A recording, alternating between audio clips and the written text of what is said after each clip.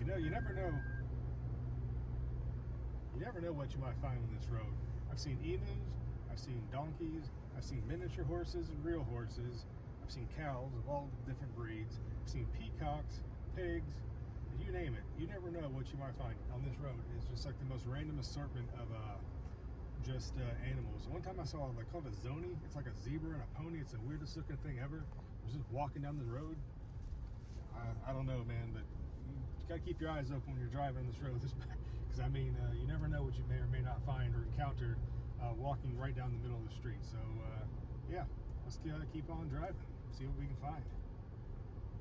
Some cows over there.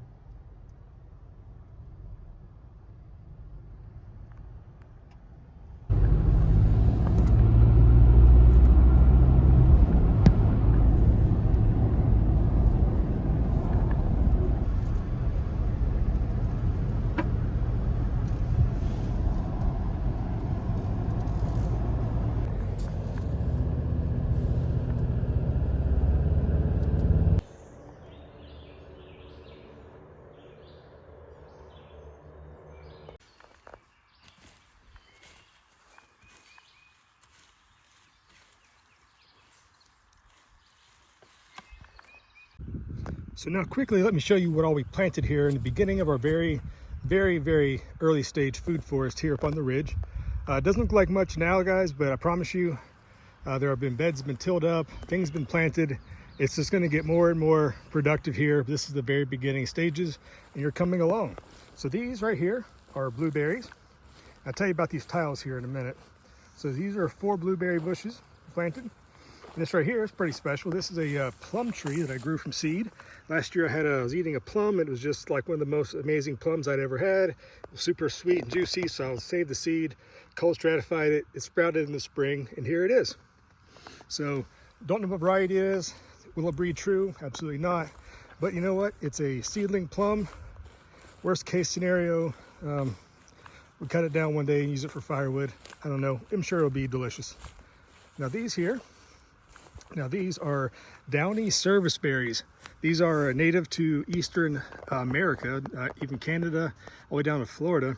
You can see the little baby berries on it right there. Now these are absolutely amazing. They're actually related to, I believe they're in the rose family, slightly related to apples. One thing about these, they are prolific, but in the springtime they have an amazing flush of white flowers. It is absolutely just one of the benefits. If you only want the berries, leave them for the birds, but the flowers are very decorative.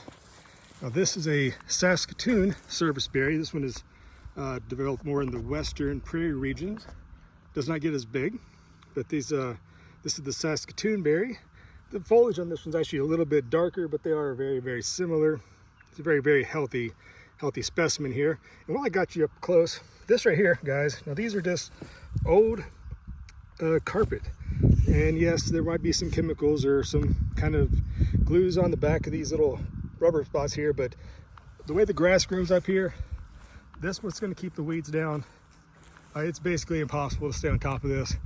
This has only been about a week. Look how much this grass has grown. You can see from what I just mowed here to this, it's ridiculous. It rains so much and the water just accumulates in this hill.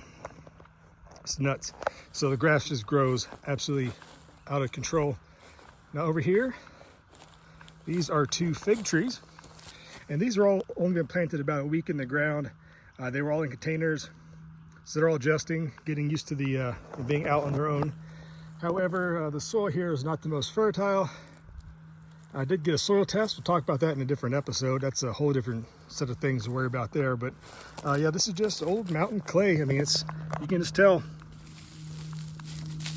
It's old nasty clay, probably not a lot of nutrients to this. I'm going to do something about that today. I got some organic fertilizer straight from some rabbits. This little bed here, I tried to plant. These are some roselle or some cranberry hibiscus. A couple of them seem to be doing all right, but they're not doing very well. So I may replant this with something else more productive. It was just a shot, but you know, like I said, this soil has never been turned or worked before. It's just nasty. I'm surprised that even the grass grows, but it does pretty well. So let's go over to the other side and show you what some other awesome things are planted. This bed here, I know it's probably not going to work because it's, you know, no fences and there's tons of deer and rabbits and who knows what else out here. But we had a whole bunch of old popcorn seeds that I was going to try to see if they'd even sprout for one, but there they are. Now, this is the Dakota Black popcorn seeds from Baker Creek. Yeah, I don't have a whole lot of hopes on this. More or less use the corn as maybe even a cover crop at that much. Work it back in. The soil here this is actually some of the worst soil I've dug up. It's really shallow, really hard and clay underneath. So the fact anything's growing at all is great. But if we can keep the weeds down, keep the grass out of it, and continuously working it up, we may be able to get something into this. These are some Mexican sunflowers here, Tithonia. Although they're not host species for monarchs, every time I grow this, they are always covered in monarchs in the fall on the flowers, what I'm trying to say. But this right here, if I'm not mistaken, this is milkweed. So this is the host for the monarch butterfly larva. So hopefully this little area could be a pollinator area. This is actually just trash soil, guys. I mean, look at this. This is just rock hard clay. I tried to grow some stuff here.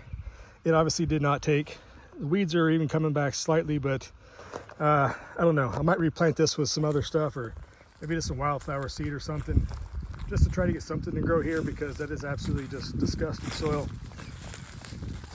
There's the remnants of some old tree bark and some logs we burned. Again, this giant pile of rocks. But here, this is what the important part is, guys. This is what you need to see. This is the garden. Now, all the seedlings at my house that I didn't have room for at that garden, tilled this all up. And just look how pretty these rows are. And as of right now, no deer have been destroying anything just yet. Peppers over here. I did see a couple spots where I believe the raccoons are digging around looking for worms or grubs and stuff like that. Maybe this right here. I think this one actually did kind of get nipped off maybe, but it's growing back. But for the most part, they all seem to be pretty healthy. Now this area here does not get as much sunshine as I would hope for a very productive garden. It does get full morning sun, so that is a positive, as opposed to beating down, you know, evening sun where there's no shade. In August and September, these plants would get roasted and you have to water them all the time. It's a pain, right? But yeah, this is roughly 12 by 40, and I do have my T-post here, my deer net down that way. That's a project for another day. But yeah, we'll be fencing this off. I know it's what you guys are all saying, Dave, you need to fence it off. I know, trust me, it's coming. But hopefully the next 2 days they don't come wipe me out. But there we go. But so I decided to actually make this kind of mounded up in these rows here like that, because this is, again, super hard clay.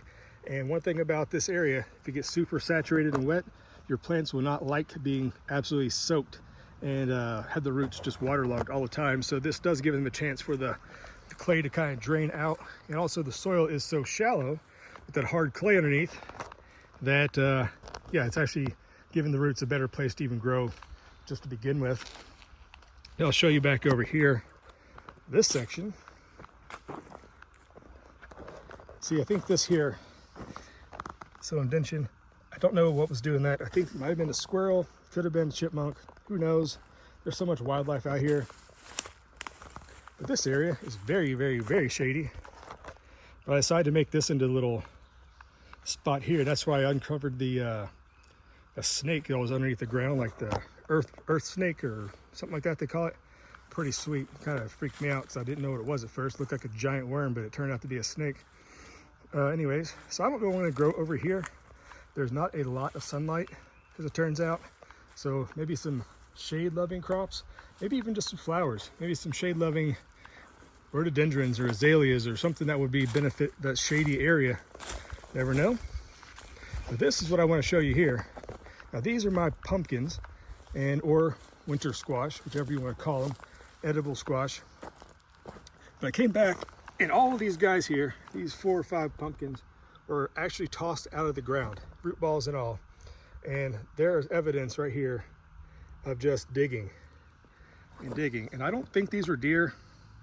I don't believe. But if you look at down here, it feels like something was pawing at the ground here, looking for worms or grubs or something. So I'm thinking raccoons. Probably they have a tendency to, or maybe even possums, who knows? Maybe both. Yeah, see right here again. If you guys know what this is, what's causing this, let me know. There's really not any tracks over here because there's not any mud for me to see what was technically doing the damage. But look right here, see this? See this one? Pumpkin, nice intact root ball. So they weren't trying to get after the plant, which leads me to believe it wasn't a deer, because if it was a deer, maybe they tried to eat the plant. But right here, they were clearly digging down a hole, left the actual pumpkin here, completely intact root ball. So I'm gonna bury that back, and hopefully they got what they came for, and we can, you know, if it gets established enough, maybe it'll outgrow the little disturbance it got. But I'll water these back in, tuck them back in, and hope for the best. So moving over here, and like I said, guys, right now this is a blank slate. This area here is nice and flat. If the pumpkins actually make it that far, they can vine over there, or I may eventually plant something, maybe some raspberries, maybe a row of raspberries over here would be nice, maybe blackberries, something like that. But I will show you this here. Again, this little pond features staying nice and moist. And what likes nice moist soil? You guessed it, elderberries. This is an elderberry bush, another native fruit, very medicinal. So hopefully this grows and does fine over here. It's a nice little area that stays wet. So hopefully this elderberry takes off and does a fantastic job and produces lots of medicinal fruit for us one of these days.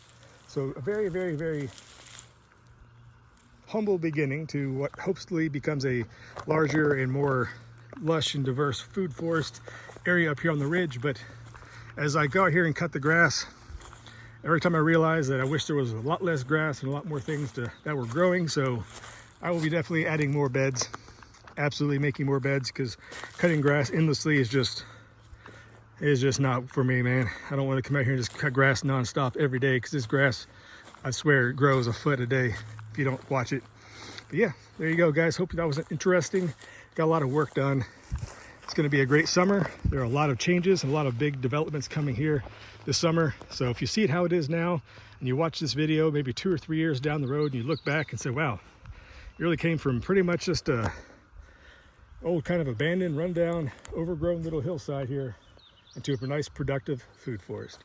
So check back then. Thanks for watching, guys. Hope you like the progress. We'll see you next time. Bye-bye.